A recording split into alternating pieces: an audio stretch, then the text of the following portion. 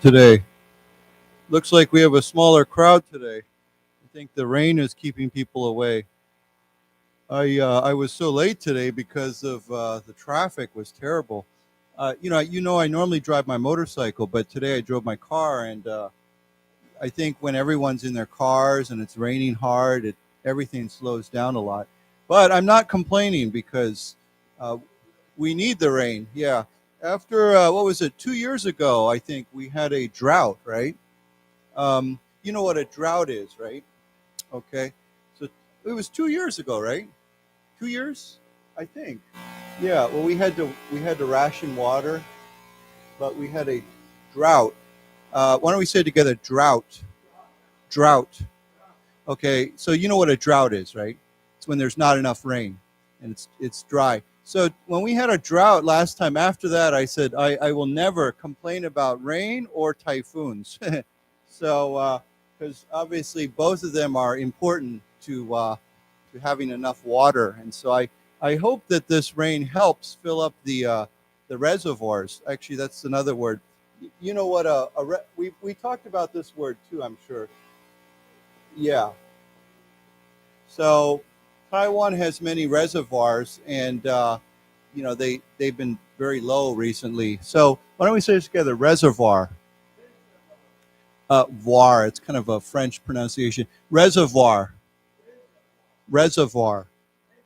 Okay, yeah. So the reservoirs need to be filled up, hopefully with some rain. We'll see. I don't know officially if it's over, but I know that California has gotten some very serious rain and flooding and everything. So I don't know if they officially say, okay, it's over, or what do they do? So, but I know they've gotten a lot of rain, especially in California.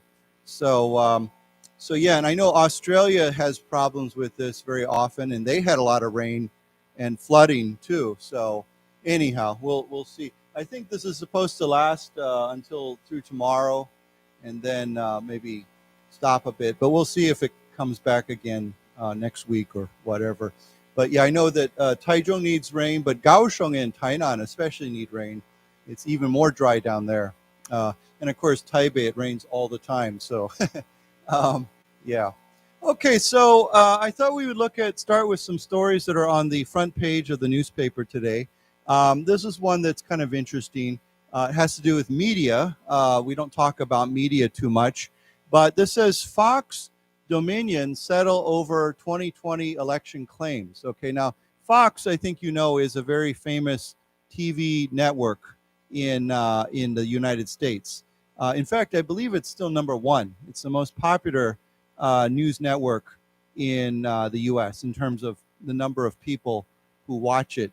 And it's interesting, just like Taiwan, if you look at different media news networks or news channels, you can usually say which ones are on which side of the political side, you know. Like in Taiwan, I know everybody says, oh, Mingshi is more, green, and so on. But Fox is known as being a very conservative. It leans to what we say to the right. And so their news is, obviously their coverage of news goes in a certain direction. As a journalist, as someone who studied journalism, I really strongly believe that any news network, it doesn't matter who you are, you should always aim to be in the middle, right? You should be fair, you should be unbiased. But unfortunately, today in Taiwan and the United States and most countries, it seems, news has become more and more biased, which means it leans one way or the other. So anyhow, Dominion, we'll look in a second here what Dominion is. Dominion actually is related to the election. It's a company, and they settled, okay? So if you have a lawsuit or a disagreement and you settle, what does that mean? Yeah. So now, of course, if you have a kid and they're running around, you say, settle down. That means, stop running around, stop moving, stay in one place. We say, please settle down. Or if someone's upset about something, we might say, please settle down. Let's say somebody's angry at you and you say, oh, no, settle down, I'll explain. But here, when we say to settle, of course, this means to resolve, to come to a settlement. So the noun we often say to reach a settlement. Sorry, that's two T's. To reach a settlement, okay, so settle is a verb, settlement would be a 名词. Okay, so to reach a settlement means to come to some sort of agreement. Often when we say to reach a settlement, I would say, in fact, usually I would say it involves money. Okay, so let's say you have a disagreement, or maybe you're going to 告 somebody, or they're going to sue you, and then you say, okay, look, we'll reach a settlement. Now, sometimes the settlement is in court, or sometimes it's outside of court. Okay, so why don't we say together, settle, settle, reach a settlement, reach a settlement. Okay, so you can say, my company and their company just agreed to reach a settlement, or we reached a settlement, or we have a settlement. And of course, settle has other meanings too. For example, if something is in the air, let's say, for example, in Taiwan, there's a lot of dust, 灰尘, and it's flying around the air, and you say, I'm going to leave this room until the dust settles to the ground, or it settles down. It means that everything comes down and stops floating around. So this word settle is quite useful. Now, a settlement has one more meaning. There's a lot of meanings to settlement. If you studied American history, or even, I guess, Taiwan history, when you have a group of people and they're moving around and then they decide to settle in one place. Like in America, we had early on, like 200, 300, 400 years ago, people started coming from Europe to North America, and often they would arrive in a boat or a ship, and then they would settle in a place, and we call that new location, we call that a settlement. A colony would be, a colony has a very specific meaning. It's a 殖民地, right? But settlement is just any place where a group of people settle down. So a colony would be a kind of settlement, but a colony obviously could be a colony. It could be there for many, many centuries.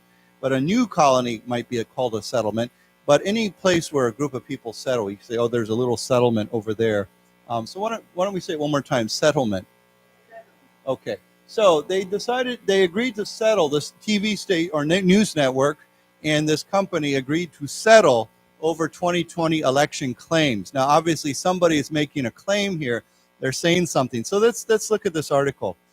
It says Fox News on Tuesday agreed to pay Dominion Voting Systems $787.5 million to avert a trial in the voting machine company's lawsuit that would have exposed how the network promoted lies about the 2020 U.S. presidential election. Okay, so the news network is called Fox News. Okay, so Dominion stands for Dominion Voting Systems. So this is a company that arranges or is under contract to have a voting system.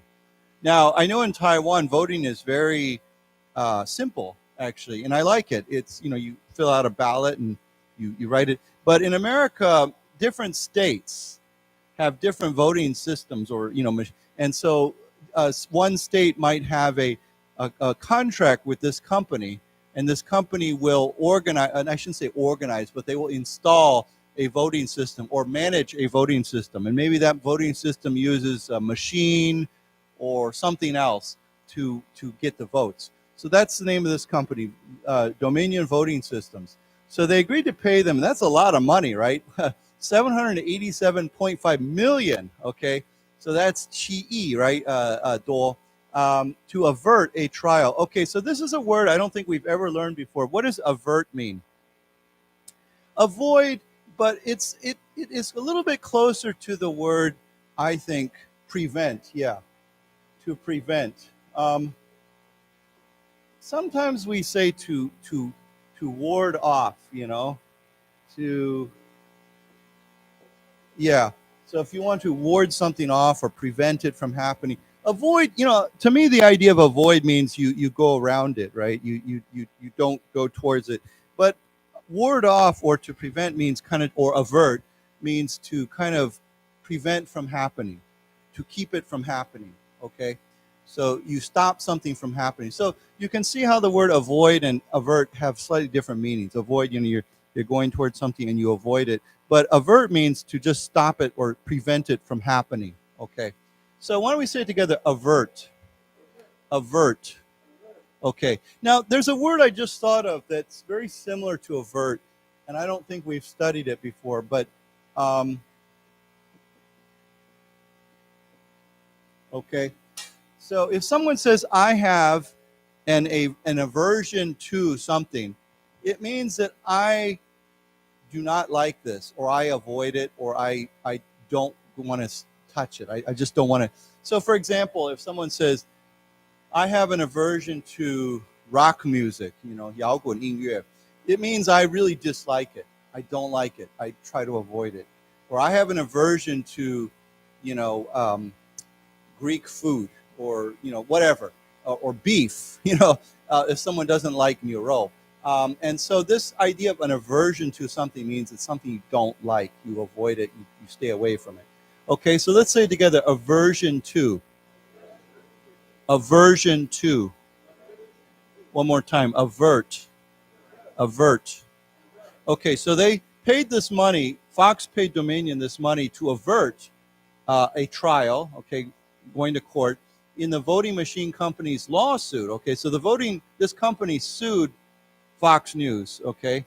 The voting machine company's lawsuit that would have revealed, we could say revealed, exposed, how the network, that's the TV network, promoted lies about the 2020 U.S. presidential election. So Fox was promoting this idea that somehow Dominion was cheating. We'll read about that. But anyhow, this is what the lawsuit is about. Okay, so let's read this then. Fox News on Tuesday agreed to pay Dominion Voting Systems $787.5 million.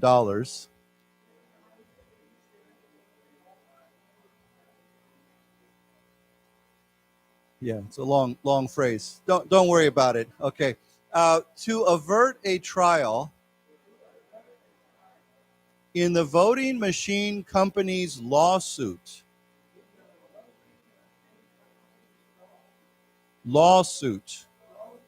that would have exposed how the network promoted lies about the 2020 U.S. presidential election.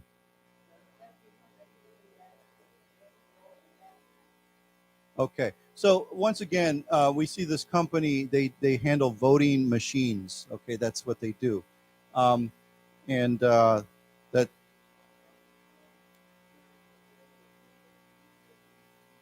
Yeah, and well, this election was pretty close in some regards. When we say close, of course, it means which state comes for you and which state goes to the other person. So obviously, if one state comes for you or against you, you could win or lose the election. I believe, and we'll read on to this article below, but I believe this was in Georgia. Okay, I believe this was in the state of Georgia, and there was a controversy or debate about whether or not there was something wrong with the voting machines or some problem. Okay, and of course, I believe Donald Trump. Well, of course, he was claiming that the election was not fair because there was some problem here. Fox News, of course, they lean towards the right. They lean towards 共和党, and they, in this case, lean towards Donald Trump. And they were promoting this idea. And of course, the voting machine company said, that's wrong. You're promoting a lie. And so we're going to sue you. Okay.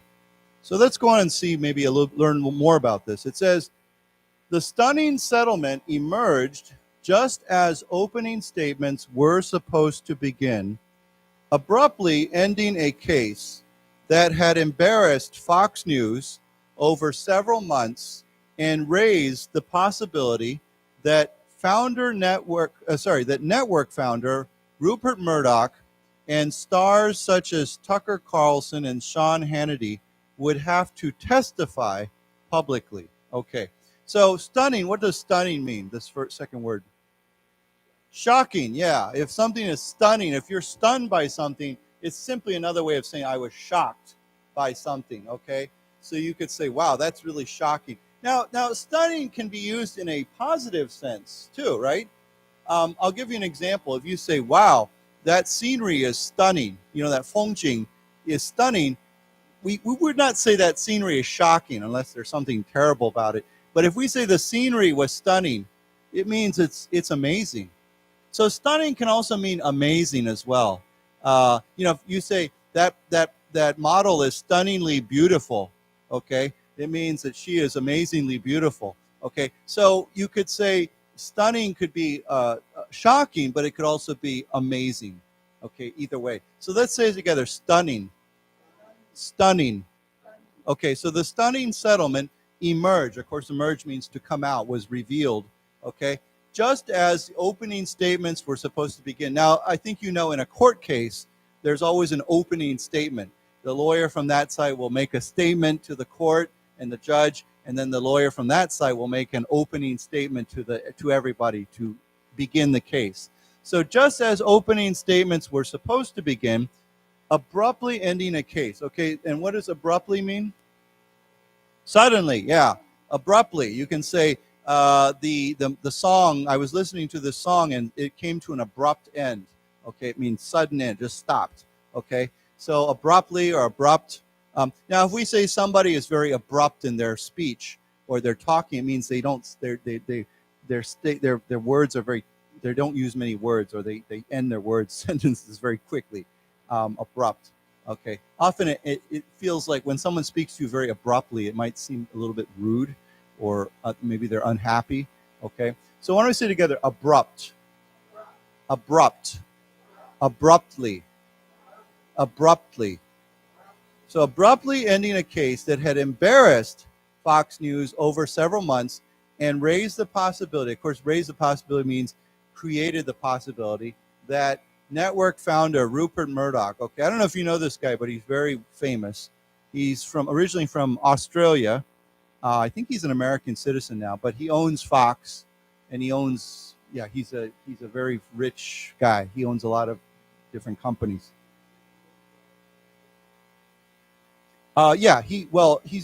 He's originally Australian, I believe, but he owns network, like he owns Sky News. He owns, Wendy Tung or something like that. But it's probably I'm sure it's not his first wife. A guy like that, I think he's probably had like 5 or 6 wives. In fact, I think he's divorced now. I think he's got a new woman. I saw a picture of him with another woman. So I think Wendy Tung and him are gone. They're divorced or separated or something. Yeah. Well, everybody that marries him goes away with a lot of money, right? Yeah. And I know it was anyhow. So Rupert Murdoch and his sons are very powerful. So, and stars, okay, now these are new Fox News stars. If you watch American news or American news, these are very big names, okay? Tucker Carlson is a very big commentator, news commentator. He makes a lot of comments about the news. He expresses his opinions every night on the news. And if you're very conservative in America, you go 保守 or 共和党, you probably know this guy very well. You probably watch him every day. So Tucker Carlson and another guy similar is Sean Hannity. These two guys are very, very famous for Fox News. Okay, so it raised the possibility that these two people would have to testify publicly. And what's testify mean? Yeah, to basically give a public statement about something.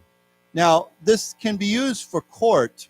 In fact, it's usually used for court, but it could be used for other things too. For example, sometimes 广告, like advertising, will use a famous person. They'll say, "Oh, I use this product every day, and it helps me." We could say that's kind of testifying to something. Now, there are a couple words that are very similar. We could say I think I'm spelling this right. Testimony. And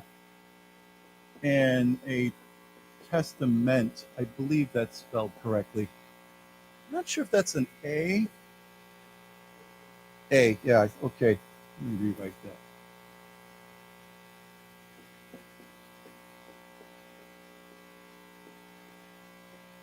Okay, so a testimony is probably closer to the word testify. You can say he gave his testimony, okay, or in his testimony he said this, okay. A testament is, in my mind, is more of a written record of something. For example, I'll give you probably the one that comes to mind immediately is in the Bible, 圣经, we have the Old Testament and the New Testament. It's divided into two halves, okay? And you could say that a testament is almost like a 记录, like a record almost. So it's like, and it's usually written. So this word here is not quite as common, and it's probably more used for written records, whereas this one could be like a testify, to speak out, to say something. Okay, so let's say this again. Testify, testify, testimony, testimony, testament, testament. Right. So for testimony, we usually say to give a testimony. He gave his testimony. So it's like something you give. Okay. So anyhow, it raised the possibility that these guys would have to testify in court, publicly, of course, in front of everybody. Okay. You could say that a testimony is a kind of statement. It's a statement to the public. Okay. Usually it's public. Okay, so let's read this together. The stunning settlement emerged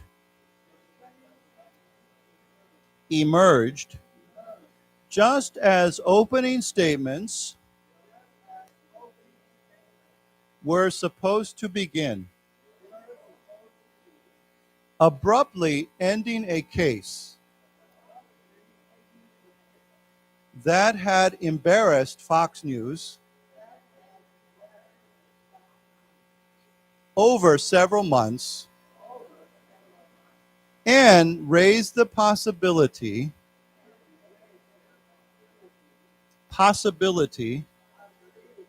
that network founder Rupert Murdoch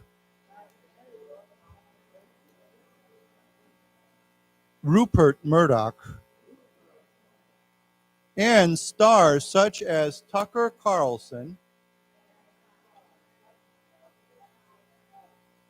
and Sean Hannity would have to testify publicly. Okay, let's say again, testify publicly.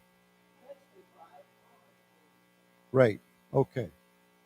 I guess you could give a private testimony, like if you were in a private case, I mean, it was a closed case, and you know, it wasn't open to the public, you could testify privately too. Yeah.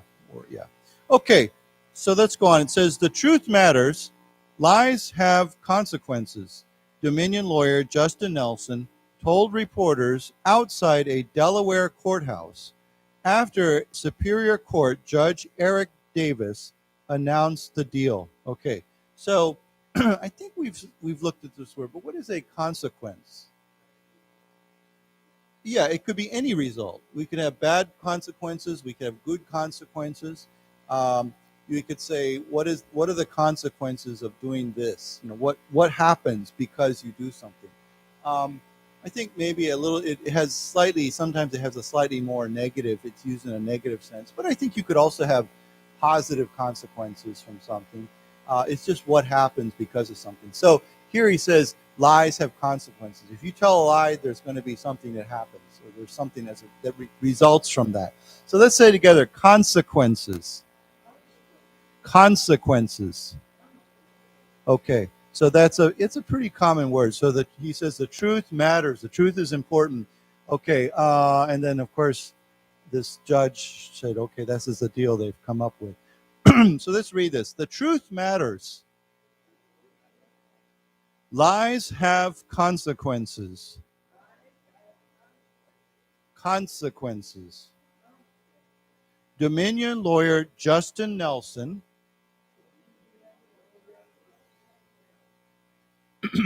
told reporters outside a Delaware courthouse.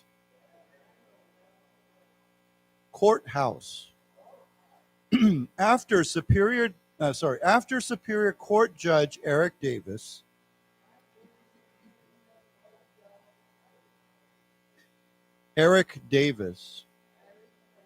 announced the deal. Okay.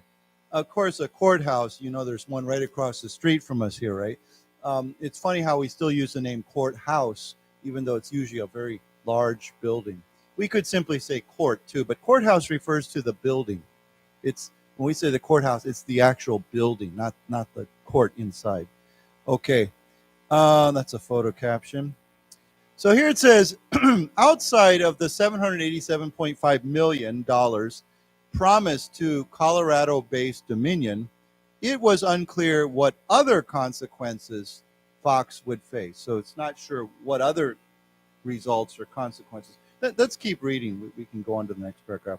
Fox acknowledged in a statement the court's rulings finding certain claims about Dominion to be false, but no apology was offered. And then we'll read the second paragraph together. We are hopeful that our decision to resolve this dispute with Dominion amicably, instead of the acrimony of a divisive trial, allows the country to move forward from these issues. Okay, so to acknowledge up here at the top, what does to acknowledge mean? Yeah, to admit.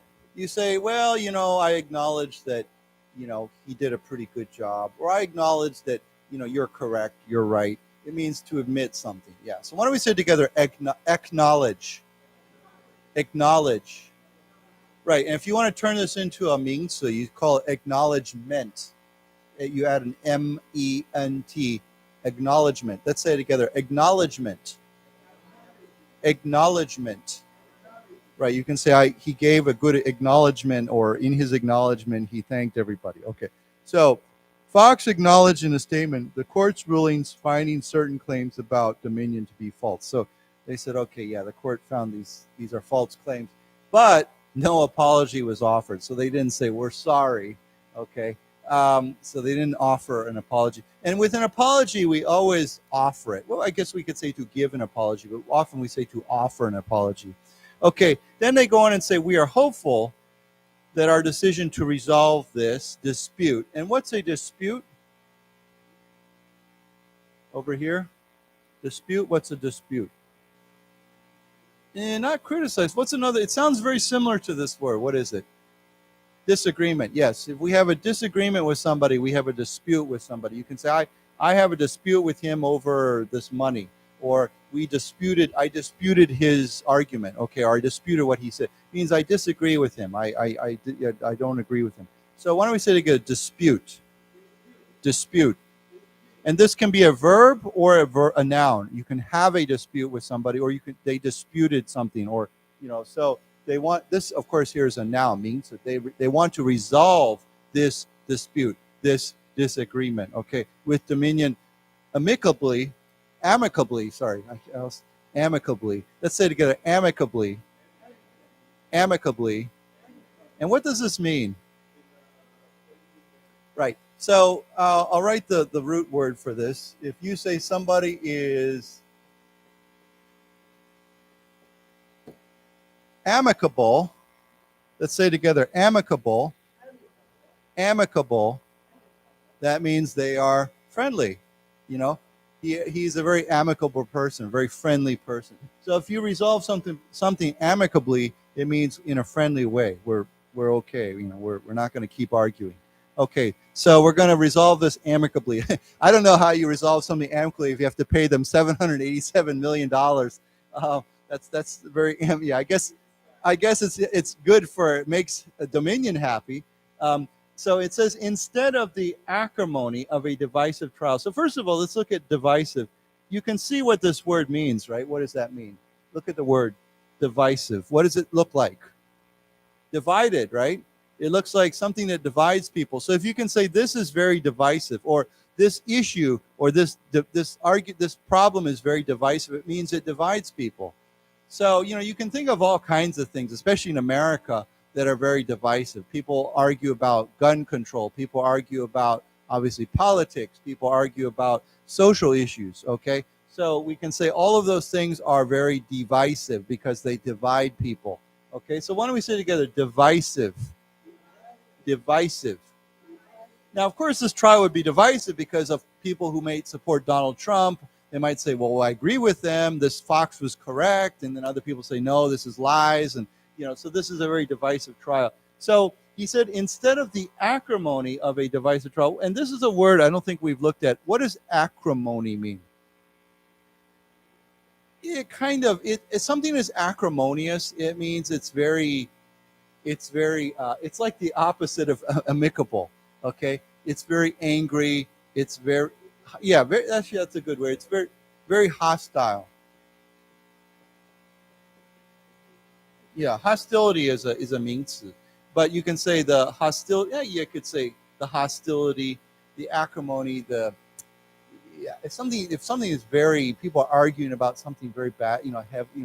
They're very angry. They're arguing. They're not happy. We can say they're very acrimonious. So if you can say their relationship is very acrimonious, okay. I'll write that here.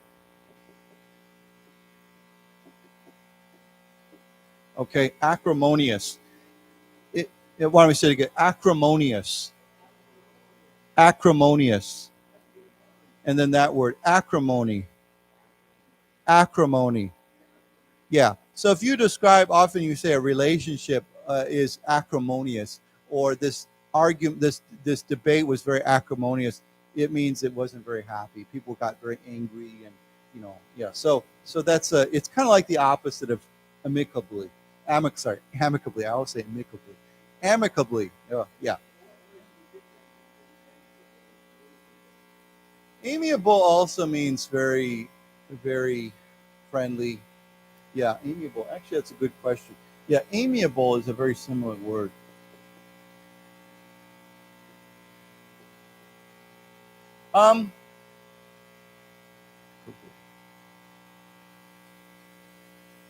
Yeah, they're very similar.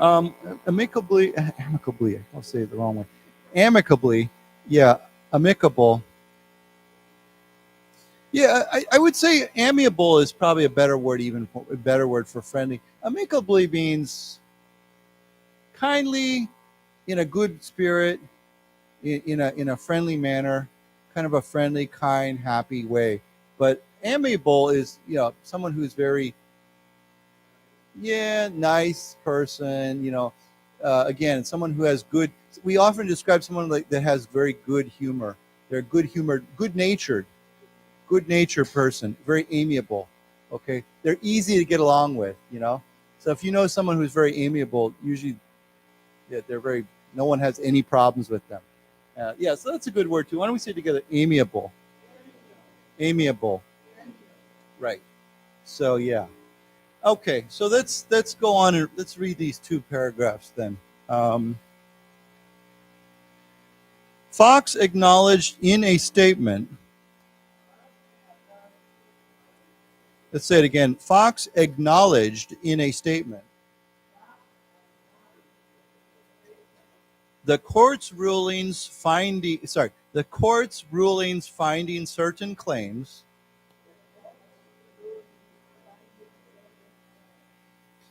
about dominion to be false. But no apology was offered. We are hopeful that our decision to resolve this dispute with Dominion amicably,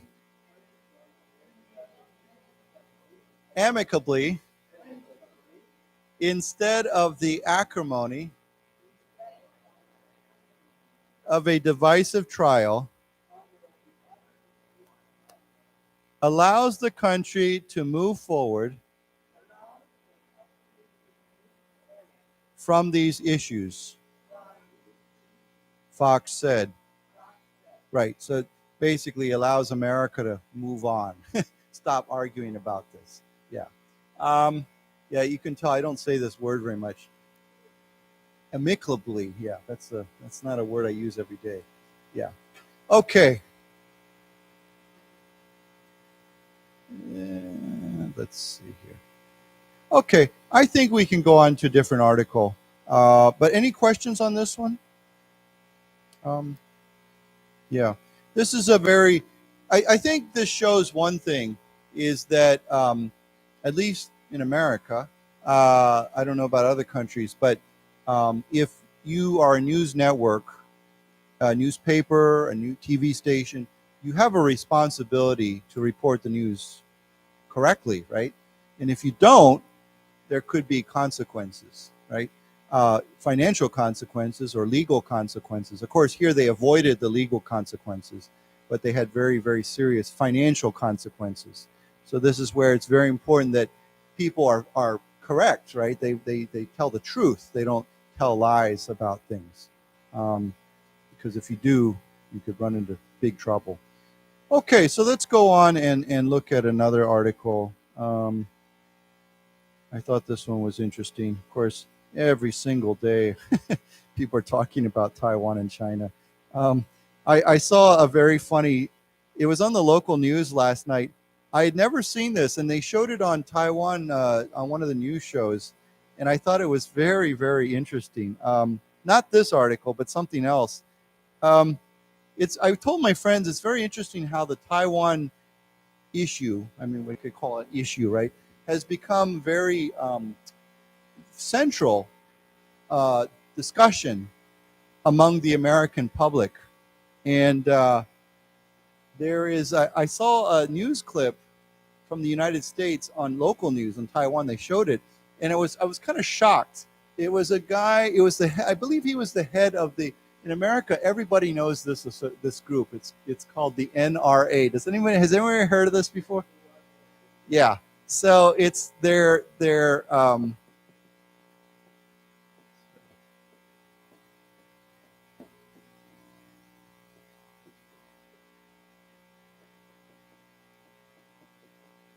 okay.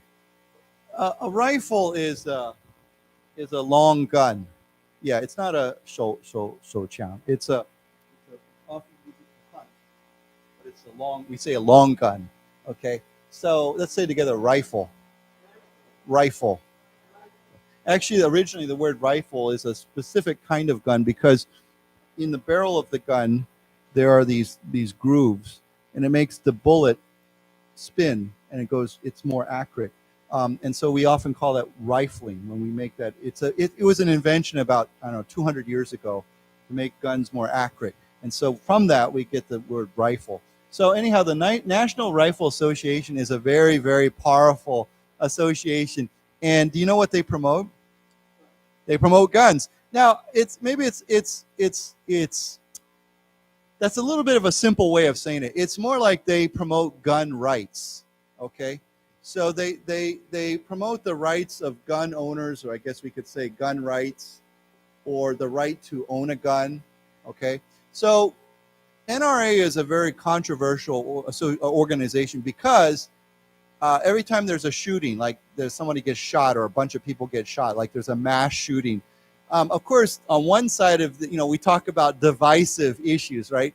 On one side, people say, oh, we need to restrict or we need to limit gun ownership or we need to reduce the number of guns. Or we need to restrict the kind of guns that people can buy in America.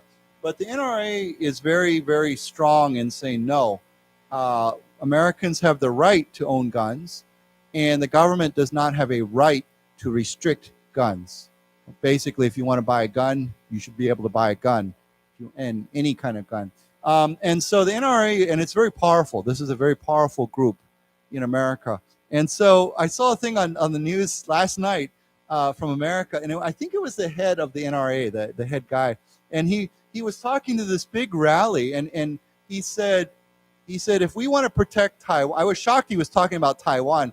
He said, if we want to protect Taiwan, he said, I want to open up an NRA branch in Taiwan. And he goes, I want to give a gun to every household in Taiwan. And he goes, if they do that, Xi Jinping will never invade Taiwan. He said, Xi Jinping would never invade Taiwan if every household in Taiwan owned a gun. And then he said, then he said, we stand with Taiwan. We support Taiwan. And I was kind of shocked that the NRA was talking about Taiwan, right? To me, I mean, they normally only talk about local American issues.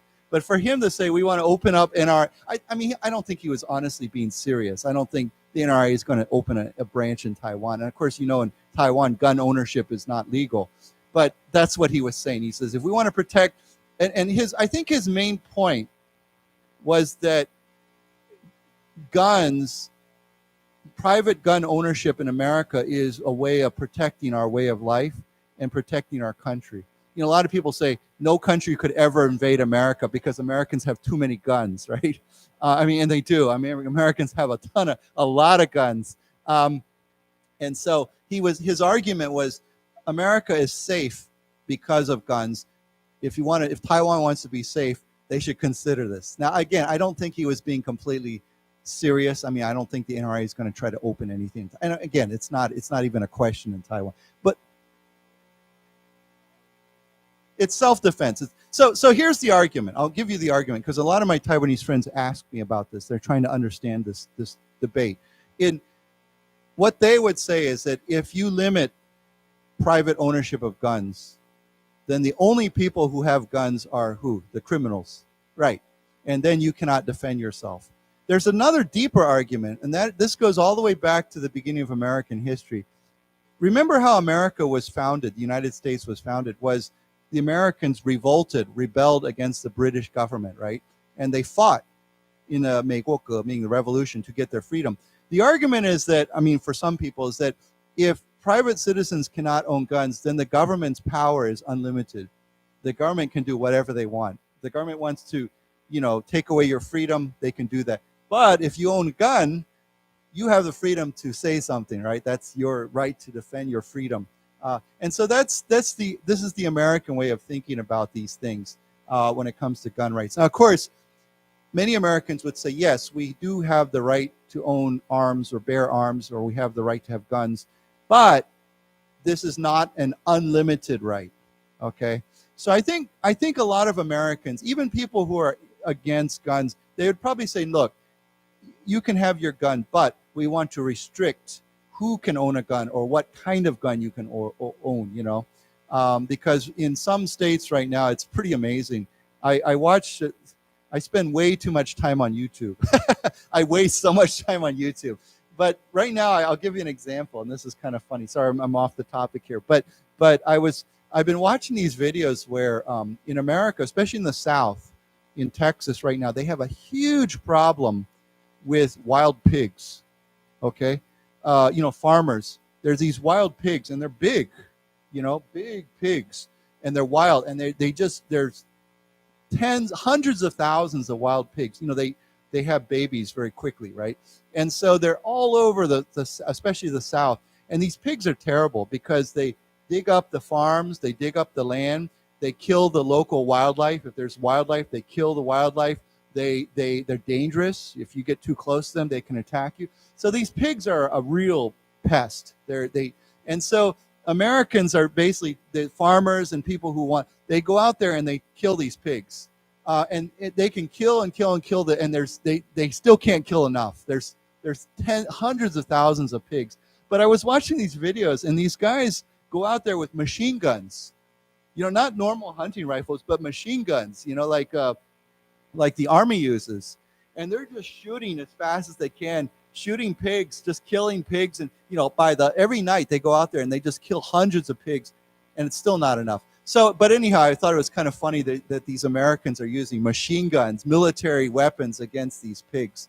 But yeah, that's Texas, you know. Texas is famous for people loving their guns. And I was wondering what do they do with the pigs after they do? But they said some of them, of course, they have to gather up all the dead pigs, and some of them they'll take a few and they'll eat them. They'll take them home and, you know, take the meat, and then some of the meat they'll give away to people who need them meat, and then others I think they just have to throw them away. But it is a big problem in America. But anyhow, going back to my original subject, It's very interesting how the whole Taiwan issue has become very central, a central focus in America, which never happened before. To have someone like this talk about Taiwan to a big audience, I was kind of shocked. Okay, so anyhow, it says here, the U.S. must be ready to fight commander, according to this commander. Okay, so there's some interesting words here in this article too. It says provocative. Admiral John Aquilino refused to put a date on a possible invasion, but said that the Pentagon must move more quickly to reduce the odds of a conflict. Okay, so we talked about the word before, provocative. What does that mean? Yeah, or to create something, to provoke, okay? Now, often we can say to provoke an argument, to provoke anger, to provoke some feeling in somebody. So if you provoke somebody anger, it means you make them angry. Or you say something, you do something that's going to provoke them or provoke an argument, start an argument. Now, of course, I think we talked about, we use this word in another way. We say if someone is dressing, we say sexually provocative, right? If someone's not, we usually use this word for women, but if someone's not wearing much clothing and we say, oh, she's dressed in a very sexually provocative way, it means that it provokes people to have sexual thoughts, okay, or desire, okay? But provoke is a very broad word. But if you say something is very provocative, it means it might create a conflict or disagreement or something like that. So why don't we say it together? To provoke. To provoke. Okay, provocative. Provocative. Okay, so yeah, so he refused to put a date on a possible invasion. Of course, we're talking about Taiwan, but said that the Pentagon, and you know what the Pentagon is, right? We talked about this. It's that big building that has how many sides? 5. Yeah, so Pentagon is a 5-sided shape. So it's the name of that, the U.S. 国防部. Must move more quickly to reduce the odds of a conflict. Now, if we say to reduce the odds of something, what's another simple way of, instead of saying reduce the odds, what do we say? The possibility, or we could say simply the chance. The chance, okay? So if you want to reduce the chance of a conflict, the possibility of a conflict, the odds of a conflict, where does this word odds come from? Gambling, it's used a lot in 赌博, right? Or betting, if you make a bet, okay, on something, you say, I bet that it's going to stop raining in 2 hours, okay? And so you say, what are the odds on that? Okay, well, let's say 2 to 1, okay? I bet that this team is going to win the game. Okay, what are the odds? Well, they're not a very good team, so the odds are 20 to 1. Okay, so you know what I'm talking about, right? I have friends that like to go and do sports betting in Taiwan. They go down to what do they call that here in Taiwan? You can put a bet on a game. Yeah, yuncai. So they like to do this all the time. They have a game coming up and they say, I think the Shongdi Dui is going to win today by, and they put a bet. But whenever you bet, there are odds. And so you can say someone has good odds or bad odds. Good odds means there's a very good chance that you're going to win. Bad odds or poor odds mean that it's not very likely. You're probably not going to win. But if you win, you'll probably win big. Okay. So does everybody understand this? It's a term we use a lot for betting and 赌博 and gambling and things like that. But here, of course, it simply means the chance, the possibility of a conflict. We want to reduce that possibility. We want to reduce the chance that that's going to happen. Okay, so this is the headline. Let's go on and read the article. Okay, so here he says, or here it writes, the U.S. Indo-Pacific Commander Admiral John Aquilino on Tuesday said Washington must get ready to fight and win if it fails to deter China from taking military action against Taiwan. Okay, so here we have Indo-Pacific means Yatai, right? Or no, Intai, right? So now they use Indo-Pacific, so it's Intai. Commander, he's the head person. What's an admiral? You know what the word general is, right? Okay, so general is in the army, right? 陆军 or So we say a general. An admiral is the same thing, but it's for 海军. So, yeah, it's the highest level. Of course, there's different kinds of admirals, but admiral would be like a general, but for the Navy. So we only use admiral for 海军. Well, maybe, yeah, I think maybe only 海军. So why don't we say together, admiral? Admiral. Okay, so he's the Indo-Pacific commander, and then his rank, his title is Admiral John Aquilino. On Tuesday, said Washington must be ready to fight and win if it fails to deter. And what's deter mean? Yeah, or to discourage, right? It means to prevent or discourage or stop or simply stop, okay? The word that we use often as the 名词 is deterrence, and I believe I'm spelling this right. Is that 2 R's? Yeah, yeah. So that's DETERRENCE. That's sorry, ENCE, deterrence. Okay, so we can say, what is good deterrence for Taiwan? Well, have a strong military, or something like that. So why don't we say it together? To deter. To deter. Deterrence. Deterrence. Right, you can say, I'm trying to deter him from doing that. I'm trying to stop him from doing it. I'm trying to prevent him from doing that. Okay, so there's many things that we want to deter people. I want to deter someone from stealing something from my store. Okay, so let's read this. U.S. Indo-Pacific Commander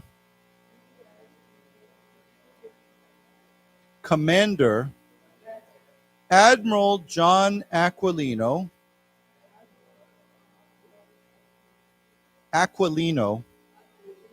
on Tuesday said Washington must be ready to fight and win if it fails to deter China from taking military action against Taiwan.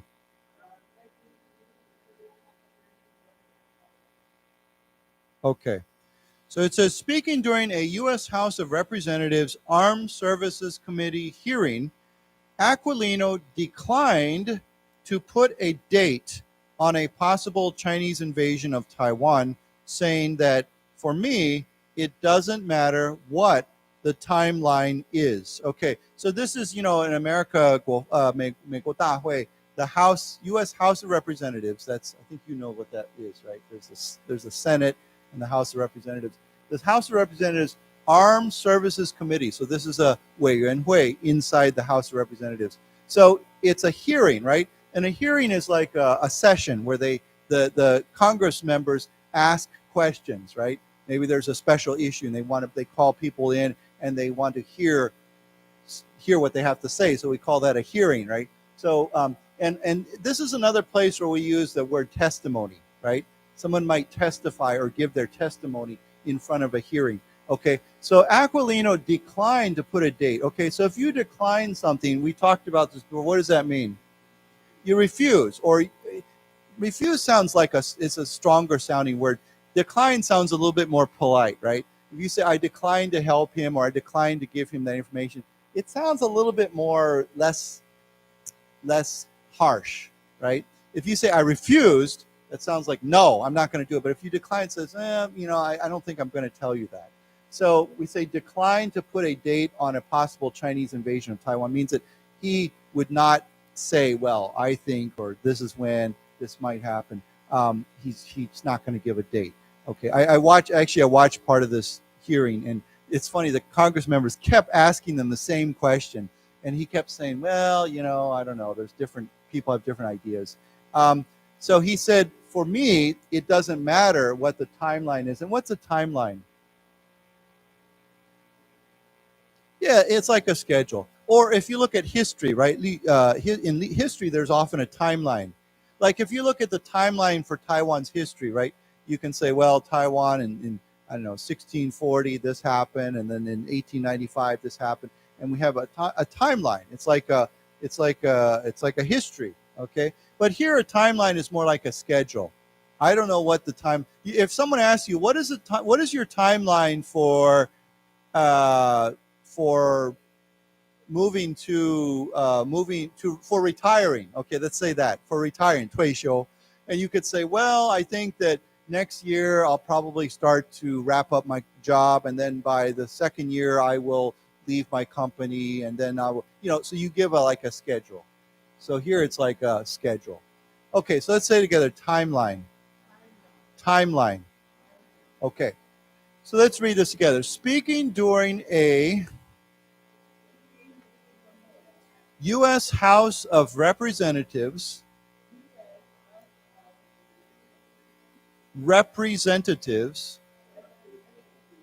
Armed Services Committee hearing, Aquilino declined to put a date on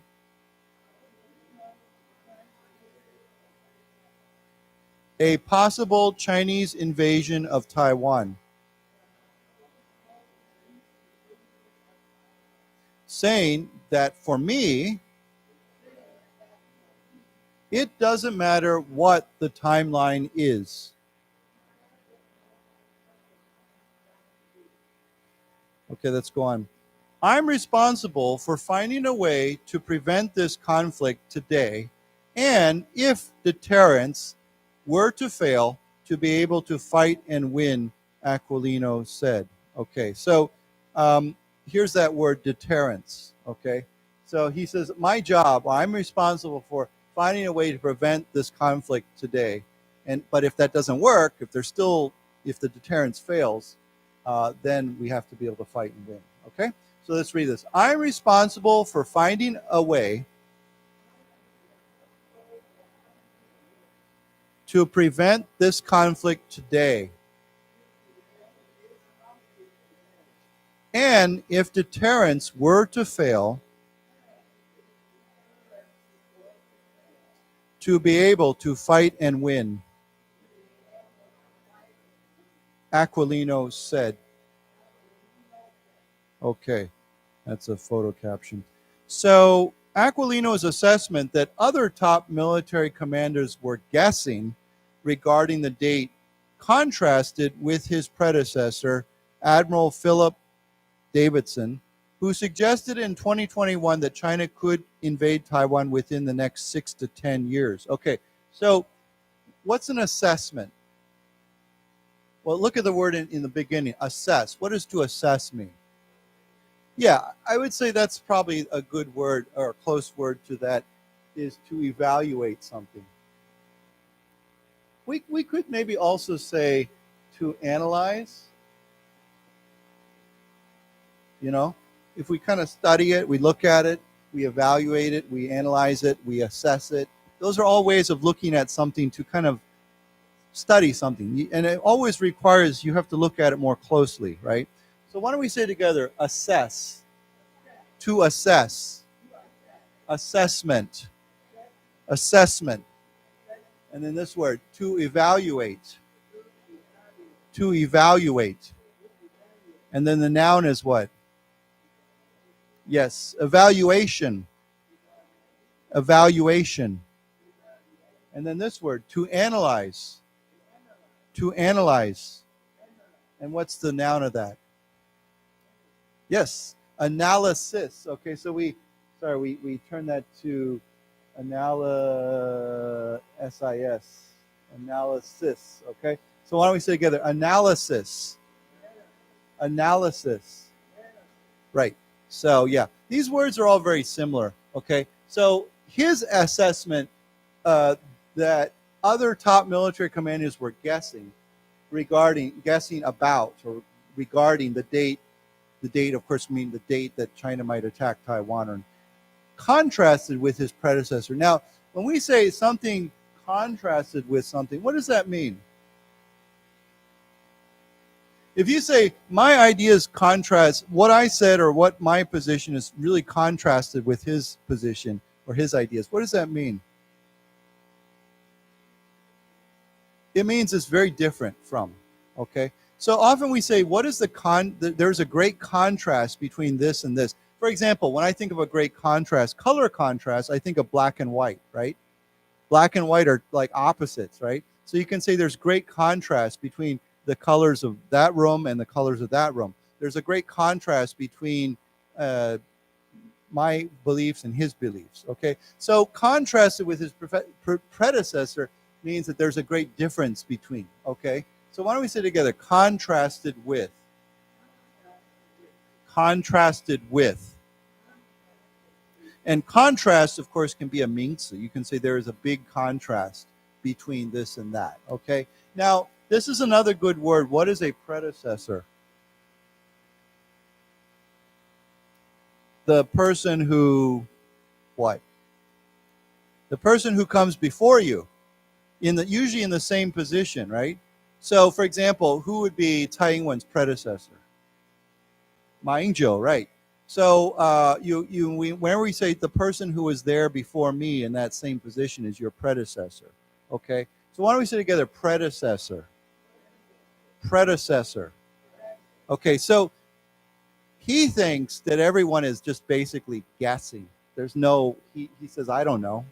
I don't want to put a date on this, a time on this. So he says other top military commanders are guessing regarding this date. That idea contrasted with his predecessor, the person before him, who suggested in 2021 that China could invade Taiwan within the next 60. So this guy put a very more specific time on it, whereas Aquilino says, I'm not going to guess. I'm not going to say what Okay, so let's read this together. Aquilino's assessment that other top military commanders were guessing regarding the date contrasted with his predecessor. Let's say it again, predecessor. Admiral Philip Davidson, who suggested in 2021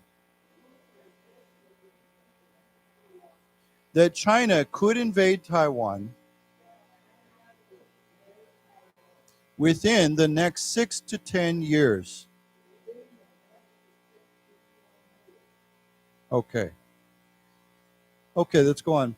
It says there's a ton of variables on what might motivate Chinese President Xi Jinping to take that action, Aquilino said.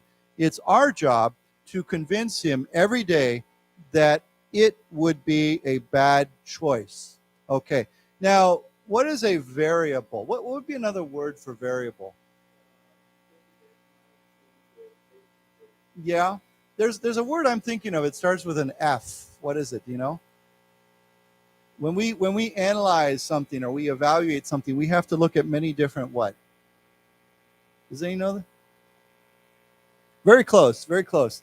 Factors. Okay.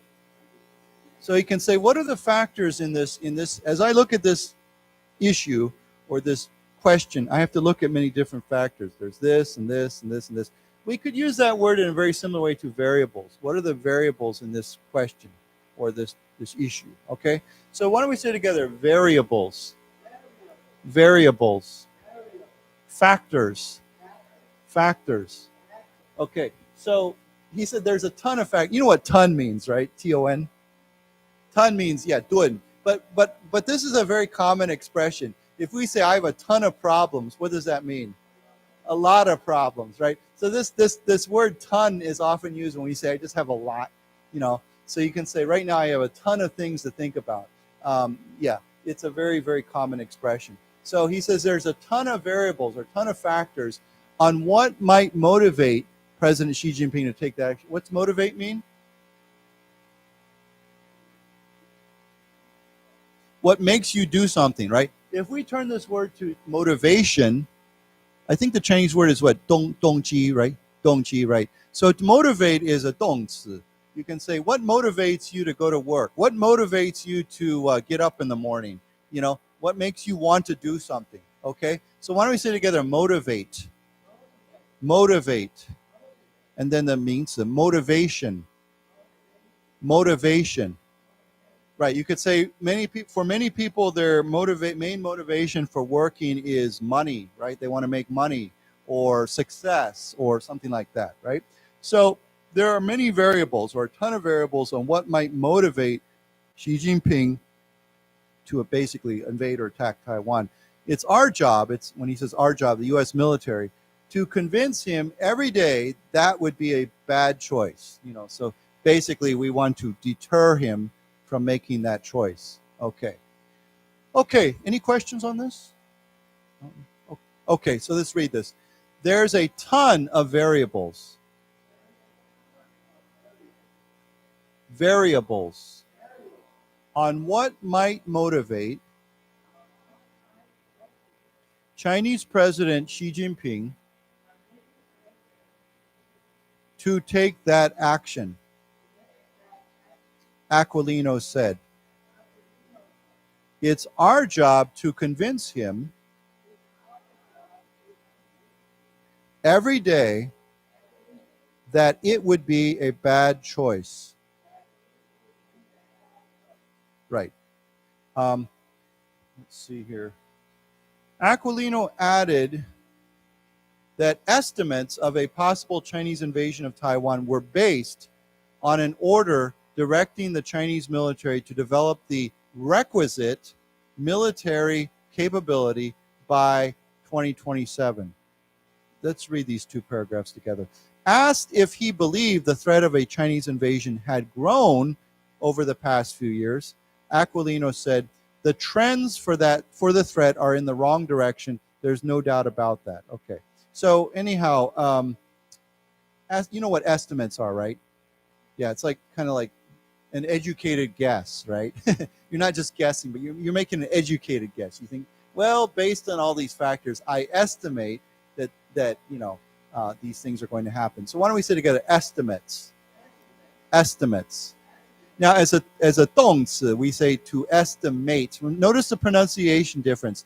To estimate, estimate. Okay, so it's pronounced with the 动词, the a has a long a sound, so we say a, estimate. So why don't we say again as a 动词, to estimate. To estimate.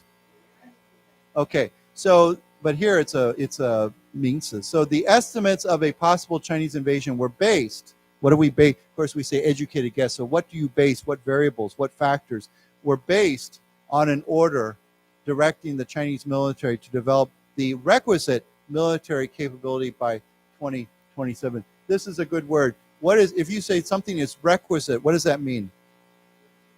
Necessary, or simply, look at that word, required. Required. What do you need? Okay. What are the, for example, requisite can be here, of course, it's a 形容词, but I believe it can also be used as a 名词. For example, you can say, what are the requisites to graduate from high school? Okay. Well, different schools might say, well, you have to pass this examination. You have to have at least your grades need to be a certain level. You need to do this and this and this. And then you can graduate from high school. You can get your diploma. Okay. So you can say, what are the requisites for this job? Okay. So we can use other words like well,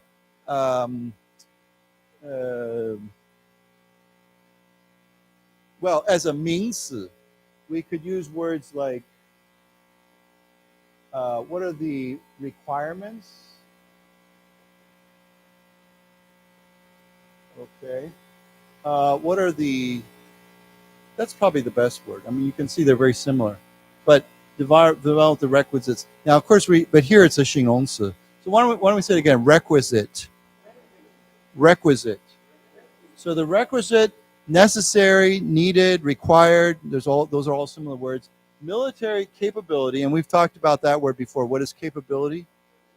Ability. It's like your 能力. It's like what can you do? Okay, so let's say that word together. Capability. Capability. Okay. And then below, it says here, asked if he believed the threat of a Chinese invasion had grown, it gotten bigger over the last few years. Aquilino said that, this is funny, this kind of language is very government, this is like government language, right? politicians like to use this kind of, because it's not very direct. He says the trends for the threat are in the wrong direction. So okay, you know what a trend is, right? A trend means something that's going in a certain way. For example, if you say something is very trendy with a Y, it means it's very popular. Right now it's 很流行, right? But so you can say the trend, which way are things going? The trends for this threat are in the wrong direction. What does he mean? It's getting worse, right? So yeah, I mean, it's funny. This is a very very diplomatic language, a very government language. So the trends for the threat are in the wrong direction. There's no doubt about that. Okay. So yeah, when I heard him say this, I actually heard him say this, I was thinking, he's using very indirect language. Yeah, well, yeah. Actually, yeah, some of these guys do become politicians. Okay, so yeah. And you know, he's correct in this, in that everybody talks about this 2027 date, but all that this only came from one statement that Xi Jinping, he told the military, is be prepared. I need you to be, by 2027, you need to have the military, we need to build up the capability so that we're able to do this by 2027. He didn't say we're going to do this in 2027. He said you need to be strong enough. Your military has to, we need to build up so that we're strong enough if we want to do something like this by 2027. So again, I feel like Xi Jinping just gave out this order, and suddenly everybody's really focused on that date. I agree with Aquilino that it's not productive or constructive or to just make all these different guesses and predictions. Every day I hear a different guess. Oh, next year. Oh, 2 years from now. Oh, 2030. Oh, 2035. I agree that we just need to be strong and be ready, right? Let's just be cautious. Let's be ready. There's nothing constructive about making all these guesses about things. Okay, so let's read this together. Aquilino added that estimates of a possible Chinese invasion of Taiwan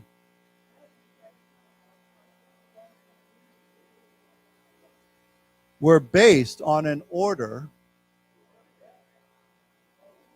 directing the Chinese military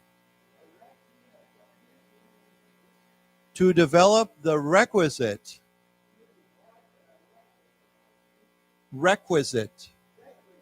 military capability by 2027.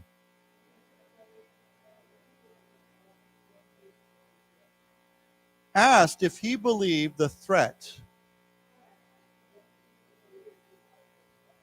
of a Chinese invasion had grown over the past few years, Aquilino said, the trends for the threat are in a wrong direction. There's no doubt about that. Okay. Aquilino said that the Pentagon and the U.S. defense industry needed to move more quickly to reduce the odds, there's that word again, odds of a conflict.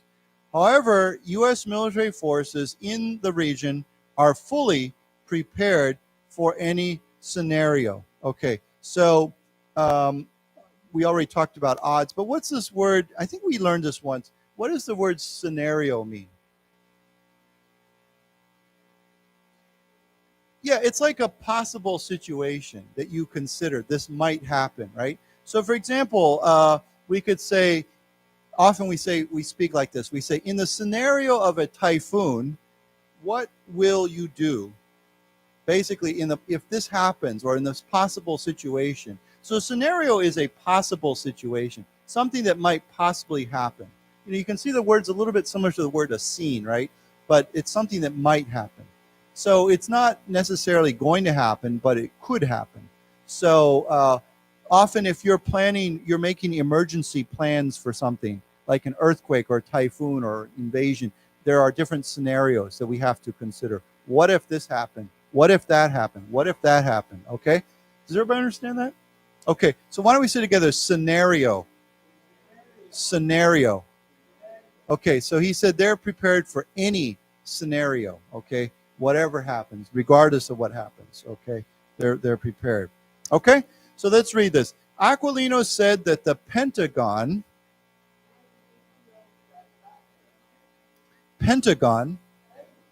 and the U.S. defense industry needed to move more quickly to reduce the odds of a conflict. However, U.S. military forces in the region are fully prepared for any scenario. Scenario. Aquilino added. Okay. Let me just check here. Okay. It says, in his opening comments, U.S. Representative Mike Rogers, the committee chairman, expressed concern about Xi's ambitions in the region. Over the past decade, Beijing has tripled its military budget and is aggressively pursuing military modernization and expansion, Rogers said. Okay, so this guy is the chairman of this House of Representatives committee. He expressed concern about Xi's ambitions. And what is an ambition? It's something you want to do, right? If someone is very ambitious, what does that mean? Well, it could be aggressive, but I don't think it always means aggressive. It just means you have great plans. You want to do lots of things, right? You can say he has great ambitions for his company, or she is a very ambitious student. You know, she wants to get all A's in her classes, and she wants to go to a good university. So she's very ambitious. Okay? So why don't we say together ambitions? Ambitions. And then as a 形容词 ambitious. That's a ambitious. Okay, ambitious. Okay. So he's concerned about what are Xi's ambitions? What, does he have, what are those? Over the past decade, okay, Beijing has tripled. Of course, that means it's 3 times higher. Has tripled. We have doubled, tripled, quadrupled, quintupled. We don't usually say that too often, but quadrupled or tripled its military budget, 预算, and is aggressively pursuing, going after military modernization, of course, means to make something more modern, and expansion, of course, expanding something, making it bigger. Okay? So let's read this. In his opening comments,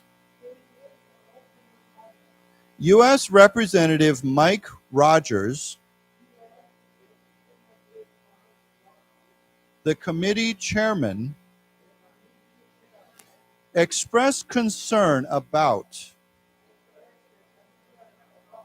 Xi's ambitions in the region. Over the past decade, Beijing has tripled its military budget.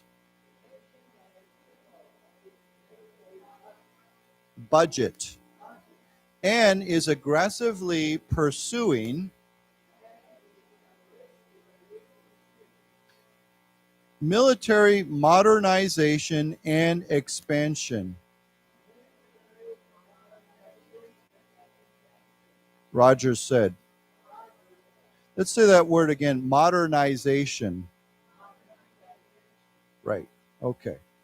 So here he says the military buildup is concerning, but what's most alarming is the increasingly provocative actions President Xi has taken in recent years, he added, referencing military exercises around Taiwan and intimidation of U.S. lawmakers for supporting Taiwanese democracy, among other examples. Let's read these together. This is not how responsible nations act, he said. We have no choice but to take Xi's threats seriously, and we have to be resolute in our response. Okay, so this build-up, of course, means to build. It's a means, but it means to build up, right? To make bigger. So military build-up by China is concerning. But what's most alarming, right? If you're alarmed by something, it means you're worried, you're frightened. You're not necessarily frightened, but you're alarmed, right? Just like an alarm clock wakes you up in the morning, right? It makes you pay attention, it makes you alert. So if something is very alarming, it means it's something you should pay attention to. Okay, so what's most alarming is the increasingly provocative. There's a word we talked about earlier.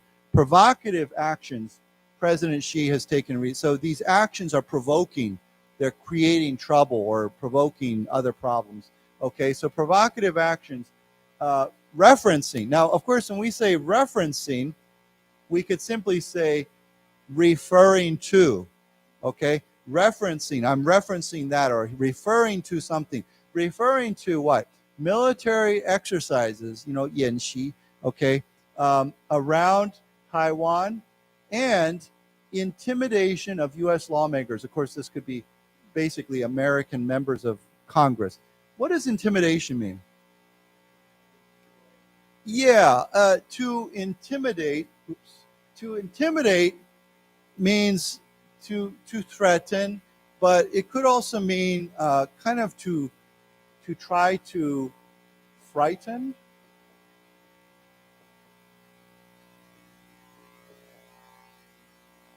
Okay, to intimidate. So, trying to think of a good example where you might be intimidated by someone. If you, if you meet somebody and they're like 2 feet taller than you and they're really big, and you're looking at them and they're really strong, you might think, wow, this person's very intimidating because they're so big, right? Or someone is acting in a certain way that's very intimidating. Maybe they're being very aggressive, right?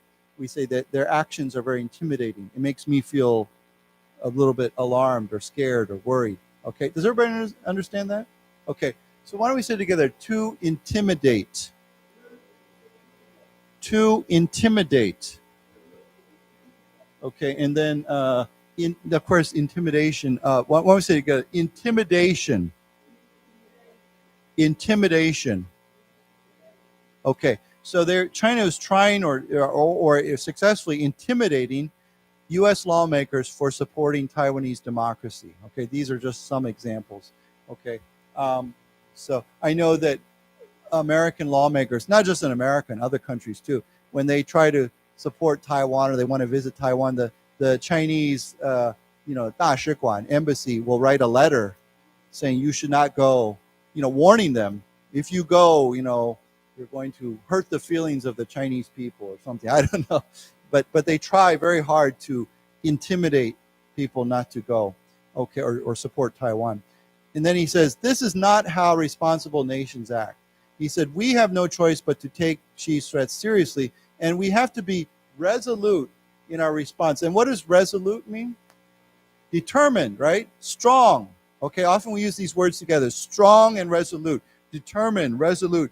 It means I'm not going to give in.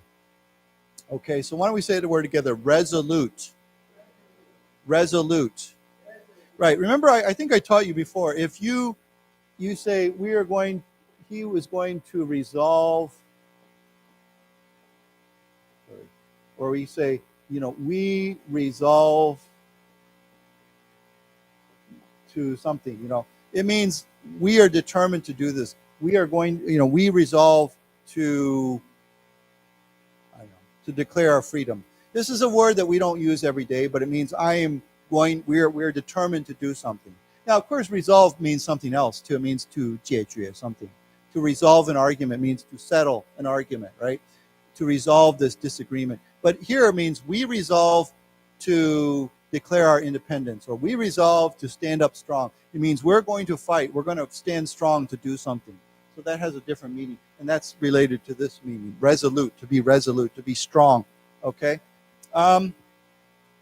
Okay, so let's read this 2 paragraphs together. The military buildup is concerning,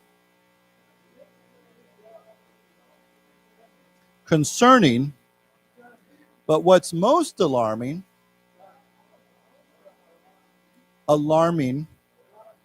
is the increasingly provocative actions let's say it again, provocative actions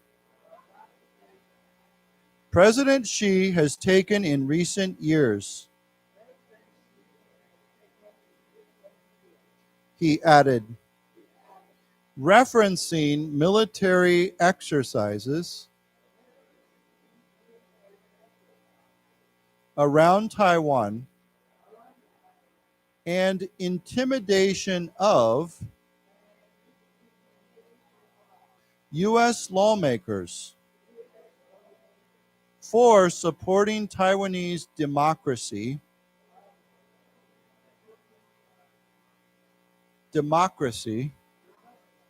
among other examples. This is not how responsible nations act.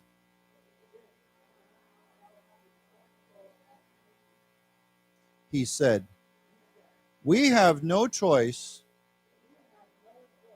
but to take Xi's threats seriously.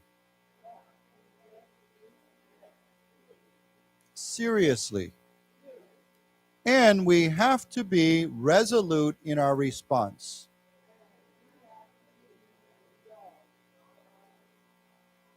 Okay, resolute. Okay, so yeah, you can say we are resolved to be tough or stand firm on something like that. When we say we have no choice but to take Xi's threat seriously, basically he's saying we must take Xi's threat seriously. So if you say I have no choice but to do this, I have no choice but to help, it means I must do that. It's another way of saying that. I have no choice. 没有选择. Okay, so it says here. Okay, so we'll read a couple more paragraphs and then maybe we'll go to a different story. It says here, the U.S. needs to work with its regional partners as well as accelerate the provision of weapons and training to Taiwan so that it can defend its democracy, he said. But most importantly, we need to take action now, he added. China is not going to give us 10 or 20 years to prepare for conflict. We simply cannot procrastinate further. Okay, so basically the U.S. needs to work with its regional partners. That would include Taiwan, Philippines, Japan, Korea. Okay, regional partners, as well as accelerate the provision of weapons. What does accelerate mean? Right, to speed up, right? Like I think I told you in your car, we often say the gas pedal in your car, when you push down, it makes the car go faster. We call that an accelerator, right? Because when you push on it, the engine goes faster and your car goes faster. So the accelerator. So why don't we say, of course, ACC, the first C has a K sound, and the second C has an S sound. So why don't we say together, accelerate. Accelerate. Okay, so we need to accelerate or speed up the provision. Of course, provision means to provide, right? The provision of weapons, 武器, and training to Taiwan so that it can defend its democracy, he said. But most importantly, we need to take action now. China is not going to give us 10 or 20 years to prepare for a conflict. We simply cannot procrastinate further. And this is a great word. What does this mean? Delay. But if it has a funny meaning. If you are a procrastinator, it's not just delay. It's to put off something, put off doing something. Right. So I'll give you an example. If you say, I like to procrastinate, it means if I have this work and I think, I don't have to do this now. I'll do this tomorrow. 明天再说. Or I could do this now immediately, but I'll wait. I don't have to do this now. Some people like to procrastinate, right? There's a very famous saying in English. It says, but there's also another one I was thinking of. It's,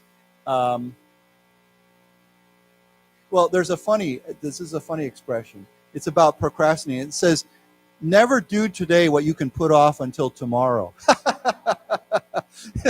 So it's kind of a joke, right? It says, why should you do it today? You can do it tomorrow. So it says, never do today what you can put off until tomorrow. So when you say to put off, it means to procrastinate. Some people are very good at, sometimes I procrastinate. I think, well, I don't have to do it right now. Okay, so why don't we say it together? Procrastinate. Procrastinate. Right, we can talk about somebody is a procrastinator, or we can say procrastination with a T-I-O-N, then it's a 名词. You can say procrastination is not usually good. It's not productive. Okay. Okay, so yeah, we can't procrastinate. Let's read this then. The U.S. needs to work with its regional partners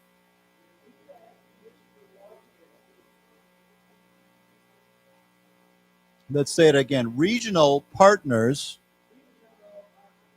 as well as accelerate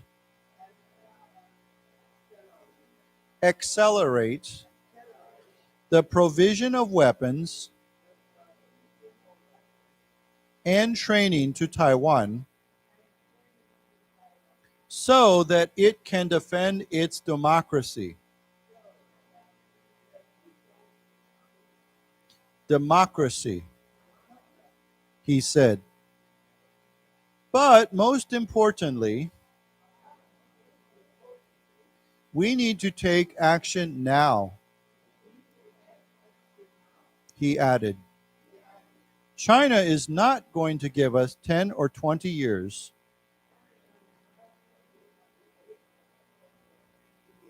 to prepare for conflict. We simply cannot procrastinate further.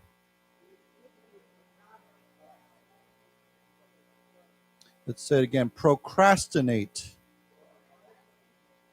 Right, further, yeah, okay. So yeah, I think that, this is, as we said, this issue of Taiwan is a big challenge for everyone that everyone's debating right now.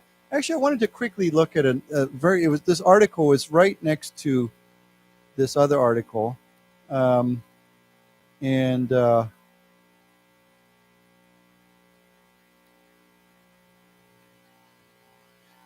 will say this. One thing that really gives me a lot of hope when it comes to Taiwan is that everybody, it seems, is very, I just mentioned to you that Americans are concerned about this, but people, countries and leaders around the world are very focused on Taiwan right now. So here, same front page news today, it said Taiwan Strait, this is Taiwan Haisha, strategic for EU trade, Borrell says. Okay, EU means what? What does EU stand for? European Union, yeah, 欧盟, European Union, okay. So it says here, EU High Representative for Foreign Affairs and Security Policy, Joseph Borrell, on Tuesday underscored the importance of maintaining peace in the Taiwan Strait. What does underscore mean? What's another word for this? What? Well, emphasize maybe is a good word. We could say highlighted, emphasized. What does underscore actually mean? Right. So we could simply say underline, right? When you're writing taking notes and you put a line under something, it means you're going to emphasize that. You want to remember that, right? So to underscore something means to emphasize, to stress, right? So why don't we say together underscored? Underscored. Okay. So what he said, he stressed, we could say emphasize the importance of keeping or maintaining peace in the Taiwan Strait. Okay, so let's read this. EU High Representative for Foreign Affairs and Security Policy,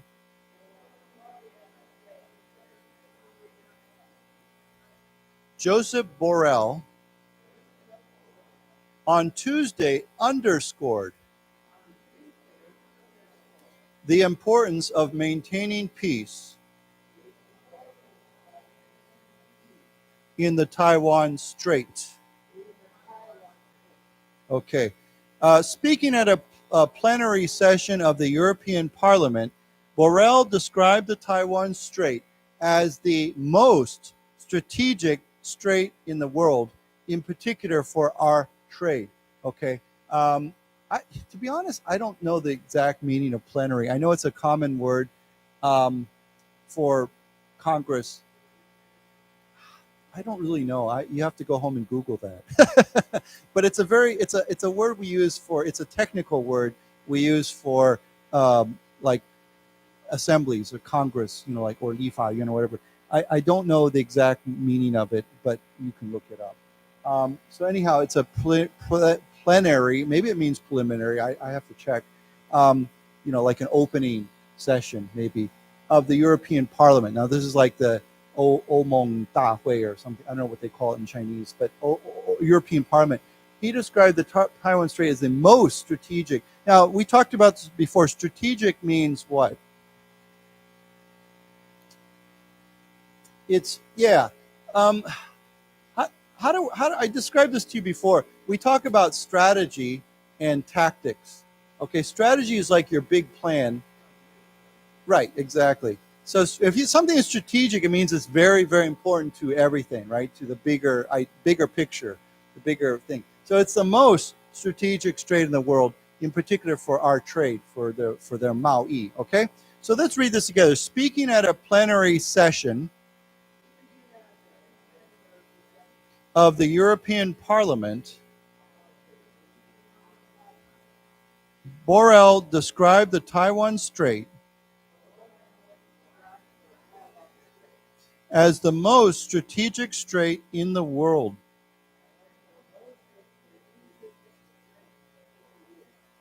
In particular for our trade. Right, so instead of in particular, you could say especially for our trade, especially, in particular, or we could say specifically for our trade, okay? Yeah.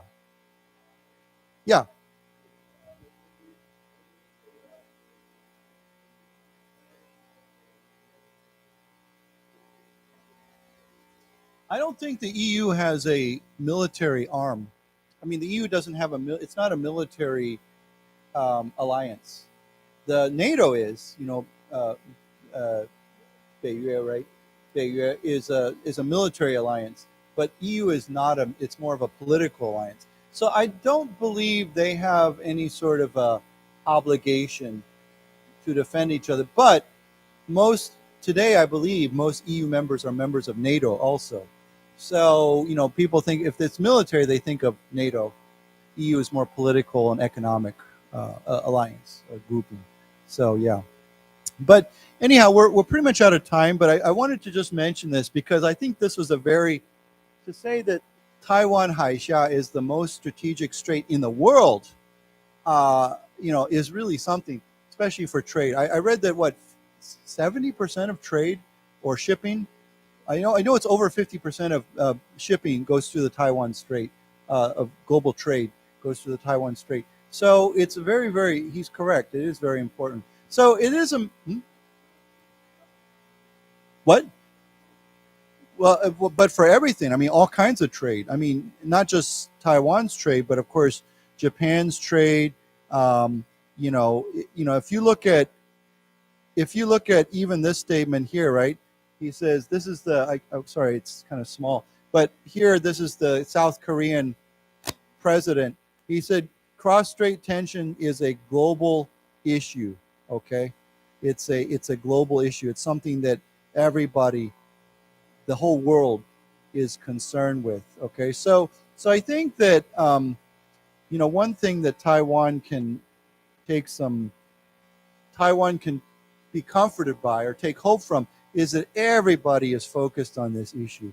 The other thing I think is kind of good is I kind of sense that after COVID-19, I feel like China and Xi Jinping are focusing on other things right now. One is economic growth, and one is Xi Jinping suddenly sees himself as being this great global leader, right? He helped Saudi Arabia, Saudi Arabia, and Iran write a peace agreement, right? And so I think he's feeling kind of good about his position right now in the world. So when you do that, when you want to focus on economic strengths and you want to be a global leader, generally, I don't think you want to start wars with, and create trouble for yourself and everybody else. So again, I do think that the more Americans in the whole world are really focused on Taiwan, more than I've ever seen in my life. So I think that's a good thing for Taiwan. I think everybody that pays attention. Of course, the French president didn't help last week, but everything else is good. It's yeah. Besides him, yeah. Okay, so that's all we have time for today. But we'll continue this next time. And so yeah, make sure you stay dry when you go home. Hopefully, we'll get more rain. Yeah. Okay. Thank you.